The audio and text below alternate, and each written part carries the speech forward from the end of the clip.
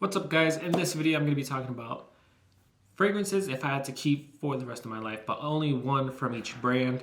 I'm going to make this video only for high-end designer brands that I have in my collection. So let's go ahead and get started. First, for YSL, this is the easy one. I have not tried Baby Cat, the actual formulation of Baby Cat. I have tried some clones. I'm thinking about getting Baby Cat maybe this year. I am going to probably pick up, I don't remember if it was Kaban or Kaftan. I don't remember which one was the tobacco scent that I smelled. But I'm going to try to get one of those as well this year. But of course, it's going to be Tuxedo.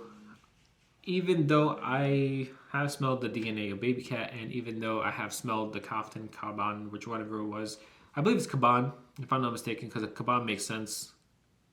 But it only makes sense to me because it kind of smells like Cuban, and I think about a Cuban cigar. But Tuxedo, I feel like it's going to be the best in the line. I have tried the 6, 24, 8, which are the new releases of the high-end designer brand, or the private line for YSL, which is the black models. But YSL, it's their masterpiece. It's the best one they've made. Like I said, I've tried all of them, but in my opinion, YSL is the best. Tuxedo is the best one, and it's the one I'm going to keep if I can only keep one from the brand for the rest of my life. Next, for Dior. Dior's Privé line specifically. This was a little hard.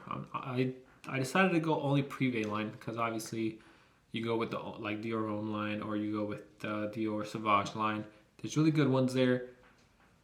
And it'd be pretty hard to pick some as well. Just Sauvage Elixir in its own it could compete with these high-end designer or the Privé lines for Dior.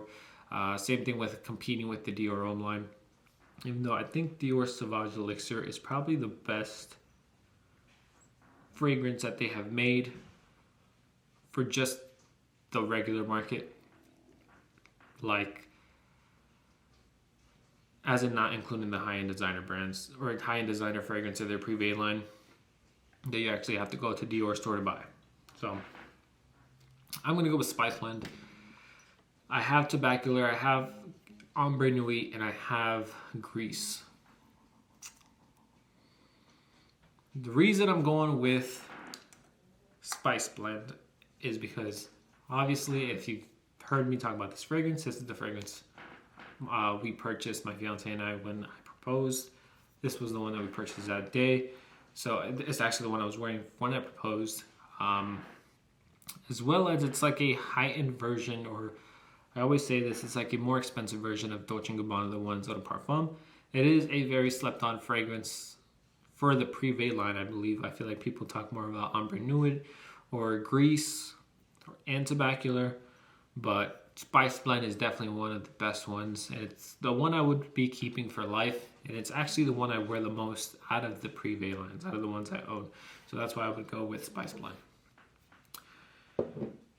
Then I decided, I think Tom Ford is a Privé, or not a Privé line. I think Tom Ford is a high-end fragrance, right? It's a high-end designer fragrance. It's the price for these fragrances, for these Tom Ford fragrances, are pretty high. But you can still find them in like Sephora's and Ulta's. But 50 mLs are running like $200. You can find them on discounters, but they're still going to, 50 mLs, sometimes 30 mLs are going to run you over $200.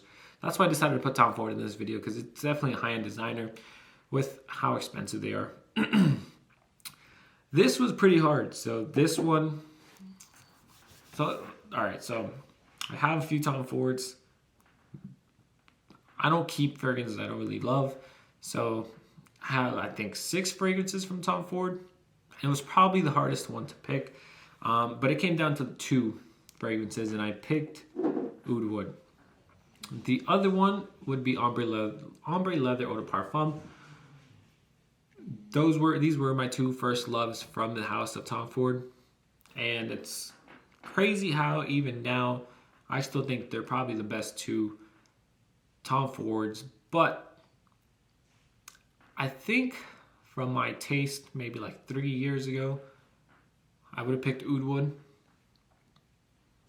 I still really loved Ombre Leather, and now I'm still picking Oud Wood over Ombre Leather. Nothing wrong with Ombre Leather. lean more towards oud wood.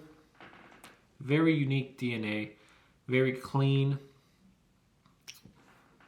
I don't really get too much oud. Whereas in like ombre leather, that's obviously a leather scent, a fruity leather scent. You could find fruity leather scents elsewhere, but I feel like oud wood is very, it's unique without being a crazy scent. Yes, the main made a fragrance that smells like oud wood, but besides that, I don't really think there's many fragrances that smell like oud wood. I take that back. Guerlain's Patchouli Paris smells like oud wood, but that is a new release. I believe came out last year. And lastly, for Louis Vuitton, you guys know I love my Louis Vuitton fragrances. This is another one that came down to two. I wasn't sure which one to pick, but I picked the one that would probably be easier to wear if I could only keep one high-end designer for the rest of my life. Kind of regretting this pick, but kind of not at the same time right now. This video is not that serious, but I kind of take it serious, if that makes sense. I kind of put myself in the situation, if I had to really only keep one, which one would I keep? So I picked Imagination. It's the only one I have 200 mLs of. The second one, of course, was Ombre Nomad. Ombre Nomad is it's an amazing scent. I don't wear it too much, which is the only reason I picked Imagination over it. Ombre Nomad special. Nothing smells like Ombre Nomad.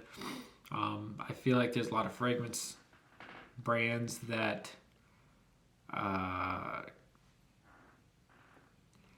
not try to copy Ombre Nomad, but it's obviously Oud Rose is a very popular thing to do, but the way that Ombre Nomad comes off, it's different, and I don't really think that anything else smells like it. Yeah, people say the Oud Maracuja fragrance smells like it. I haven't smelled that one yet, but I think it's like Ombre Nomad with like a plum or something like that, if I'm not mistaken. But decided to go with Imagination for that reason. I just don't really wear it, or don't really wear Ombre Nomad too much. And on top of that, I don't really think anything gets close to Imagination either. I don't think there's a fragrance that has been made that smells really close to Imagination. I have not tried Al Harmein's Aqua Dubai or whatever it was. No, I have not tried that one. I don't know how close it gets. I have had a clone of Imagination before. It was, don't really remember. No, was it Luciano fragrance? It might have been. I'm not too sure. But it honestly does not get close at all. The reason I actually bought Imagination was because I ended up going to Louis Vuitton and they gave me samples of it, like the little 1.5 ml or 2 ml decants. That's the reason I went with Imagination. Before, when I had that clone of Imagination, I was like, I don't really see the hype behind this fragrance. But when I got the actual samples and wore the samples, that's when there was a really big difference, and I really enjoyed the scent DNA. Now, there's one guy that's going to be in the comments and be like, Imagination again? Dude, relax. It's part of this video, all right? High-end designers, that's why I'm bringing it back, all right? It's a high-end designer, Louis Vuitton. That's why I had to include it in this video. But that is all I have for you guys today. Please leave a like and subscribe. Let me know if you could only pick one high-end designer from each brand for the rest of your life. Which one would you pick from each brand? Let me know which ones from, well, obviously you're going to tell me your favorites anyways, but if you haven't tried all of these, which is one that you're looking forward to getting, or maybe eventually, or you wish you could get? That is all I have for you guys today. Please leave a like and subscribe. I will see you guys on the next video. Have a good one, guys.